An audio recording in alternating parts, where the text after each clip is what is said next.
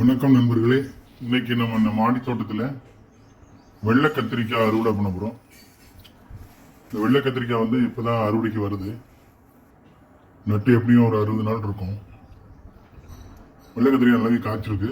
இதுதான் முதல் பறி, அதனால் ஓரளவுக்கு கிடைச்சிருக்கு. இன்னும் போக போக நிறைய கிடைக்கும்னு எதிர்பார்க்குறேன். கத்திரியை பொறுத்த மட்டும் பெருசாக ஒரு நோய் வருதில்லை. ஆனால் அந்த மாவு பூச்சி மட்டும் கொஞ்சம் அதிகமாக வரும். மற்றபடி வேறு எதுவும் பிரச்சனை வராது.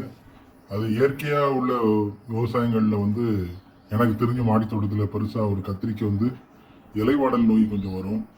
அப்புறம் வந்து வெள்ளையாக அப்பளம் மாதிரி இலை காயும், அந்த மாதிரி தான் வரும். ஆனால் வெள்ளை கத்திரிக்காய் ரொம்ப அருமையாக இருக்கும் சமைக்கிறதுக்கு. நம்ம திருநெல்வேலி சைட்லலாம் வெள்ளை கத்திரிக்காய் தான் நிறைய யூஸ் பண்ணுவாங்க. தக்காளியும் காய்ச்சிருக்கு பாருங்கள். தக்காளி ஏற்கனவே 2-3 எத்தனையோ தடவை அறுவடை பண்ணியாச்சு. இன்றைக்கும் அறுவடை பண்ண போகிறோம்.